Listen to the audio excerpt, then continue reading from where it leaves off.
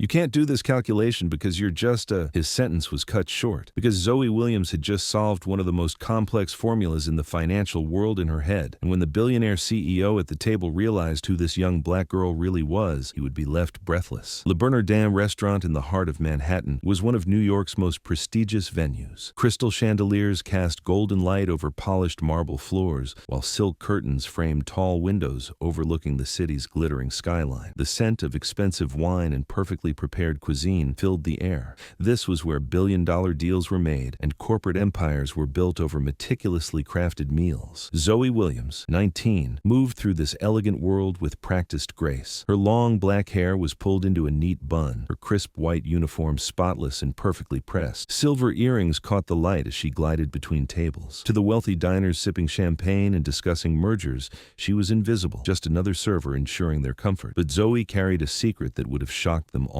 Just 2 years ago, she had been a full scholarship student at MIT, studying financial mathematics with dreams of working on Wall Street. Her dorm room had been filled with advanced calculus textbooks and financial modeling software. Then, disaster struck. Her father lost his engineering job in corporate downsizing. Her mother fell ill with a chronic condition, and crushing medical bills destroyed their family's savings overnight. Zoe had been forced to leave her studies, trading calculus textbooks for serving trays to support her family's survival. Now she worked exhausting double shifts at the restaurant while taking night classes at a community college, determined to finish her degree despite the overwhelming obstacle. Mathematics remained her passion, her mental escape, the one constant in a world that had become unpredictable and harsh. Late at night, after her shifts, she would solve complex equations in her tiny apartment, keeping her skills sharp for the day she could return to her dreams. That particular evening, the restaurant buzzed with its usual high-energy atmosphere. Politicians whispered about policy changes, celebrities discussed their latest projects, and business titans planned their next conquests. In the exclusive VIP section sat Richard Blackstone, CEO of Blackstone Holdings and one of Wall Street's most feared and respected financiers. Worth over $12 billion, he was known for his brilliant investment strategies and ruthless business tactics that had made him a legend in financial circles. Beside him were his most trusted advisors: James Morrison, head of acquisitions with 20 years of deal-making experience; Sarah Chen, lead strategist whose market predictions were legendary; and Michael Torres, the CFO, whose mathematical precision and risk assessment skills were considered unmatched in the industry. They were deep in discussion about their biggest deal yet, a $200 million acquisition of a European fintech company that could make or break their entire year. Zoe approached their table silently, taking drink orders and refilling crystal glasses while they barely acknowledged her presence. To them, she was part of the elegant background, as unremarkable as the soft jazz playing overhead or the flickering candlelight on their table. "These calculations are absolutely killing me," Blackstone muttered, adjusting his expensive glasses as he stared intently at his laptop screen. 3 weeks our entire quantitative team has been working on this analysis, and I still don't trust the numbers we're getting. Torres leaned forward, deep frustration evident in his voice and body language. "The risk models keep producing mathematically impossible results. Something's fundamentally wrong with our methodology.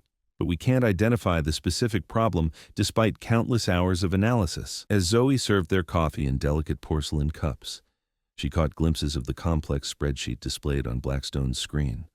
Her breath caught in her throat. These were advanced financial mathematics formulas, the exact kind she had studied intensively at MIT. Stochastic calculus, Monte Carlo simulations, sophisticated risk correlation matrices, value-at-risk calculations. Morrison picked up his calculator, punching numbers with increasing agitation and visible stress. "This value-at-risk calculation makes absolutely no sense.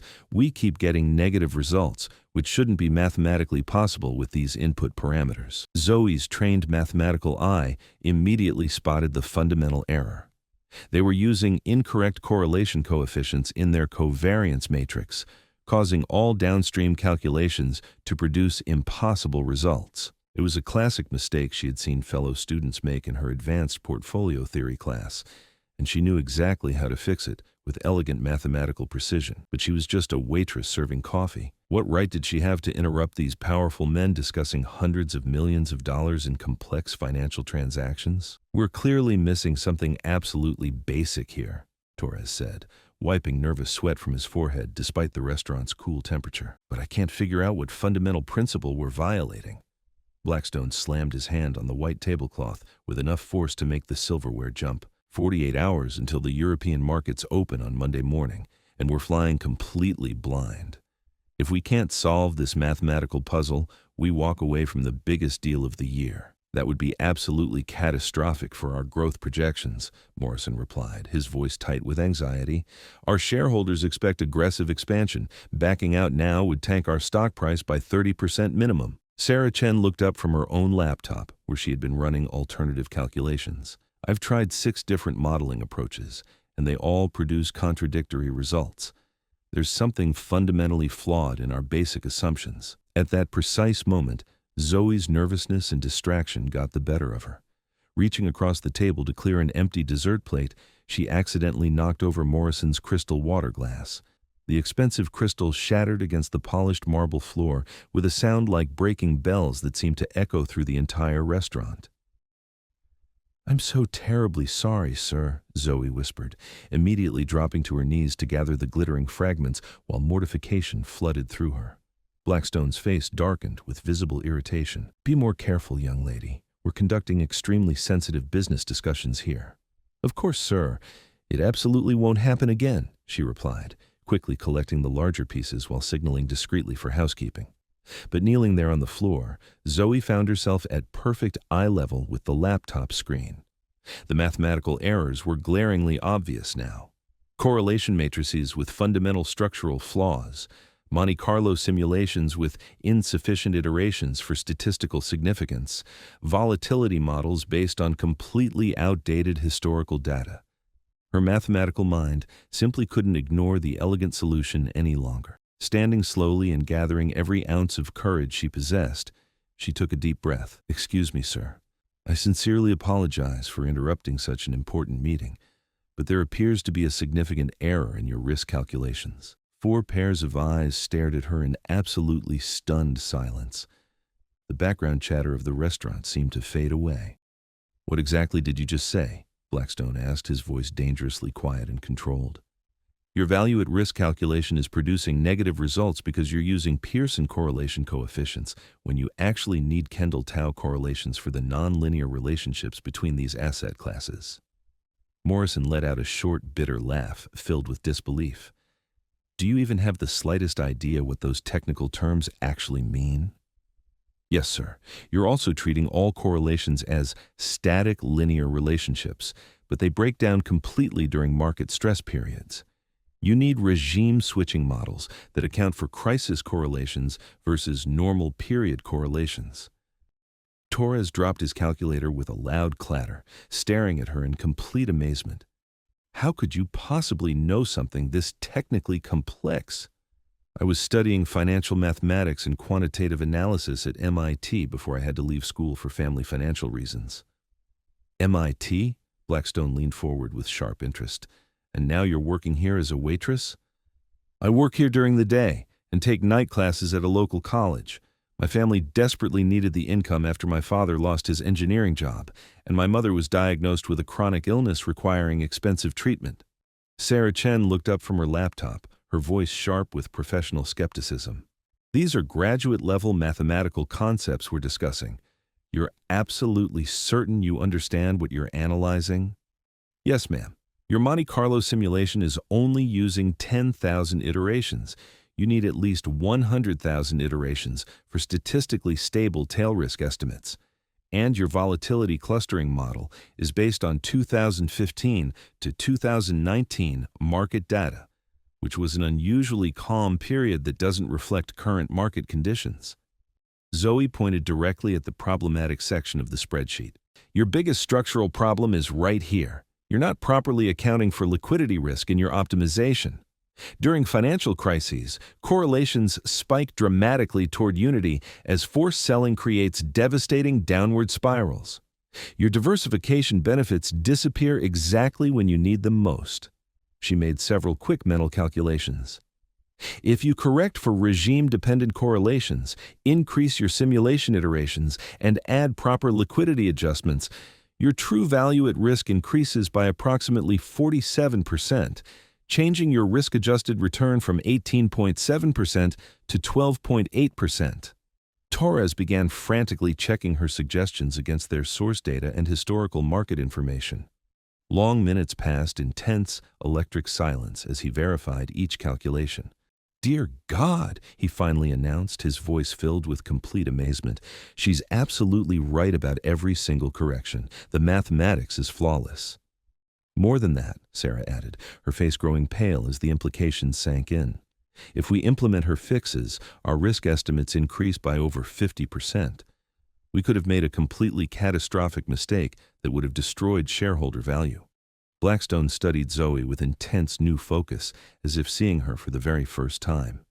"You just solved complex problems our entire quantitative team couldn't crack in 3 weeks of intensive analysis. Sometimes an outside perspective helps identify obvious patterns, sir." Morrison was already pulling out his phone, speaking in urgent whispers. "Our head of risk management wants to schedule an immediate meeting with her." Blackstone stood slowly, his commanding presence focused entirely on Zoe with laser intensity. "Young lady, I'm going to make you a life-changing offer right now. Join our quantitative research division as a senior analyst, starting salary, $180,000 annually, plus performance bonuses that could easily double that amount. We'll also provide complete funding for you to return to MIT and finish your degree." Zoe's heart stopped beating for a moment. That salary amount was more than her entire extended family had earned collectively in the past 2 years. "Sir, I honestly don't know what to say. This is beyond anything I ever imagined possible." "Say yes immediately," Torres urged with genuine enthusiasm. "I've been in quantitative finance for over 20 years. I've never encountered mathematical intuition and practical knowledge like yours. But I don't even have my undergraduate degree completed yet. I don't care about formal credentials or academic paperwork," Blackstone said with firm conviction. "I care about demonstrable results and problem-solving capability. You just demonstrated more sophisticated financial knowledge than most MBA graduates from top business schools. Could I possibly have some time to think about such a major life decision?" "Absolutely not," Blackstone replied with a slight smile. "I didn't build a $12 billion empire by letting exceptional talent walk out the door while I deliberated. I need your definitive answer tonight before you leave this restaurant." Zoe looked around the table at these 4 powerful, successful people who had gone from completely dismissing her as invisible service staff to offering her everything she'd dreamed of since childhood. "Yes," she said quietly, then with growing strength and conviction. "Yes, I wholeheartedly accept your generous offer." Blackstone smiled genuinely for the first time that evening. "Excellent decision. You start Monday morning." 6 months later, Zoe Williams sat confidently in a glass-walled conference room on the 51st floor of Blackstone Holdings, presenting her comprehensive cryptocurrency volatility analysis to a room full of senior executives and institutional investors. Her sophisticated mathematical models had already generated over $400 million in profitable returns for the company. She had triumphantly returned to MIT as a part-time student, excelling in the most advanced courses available.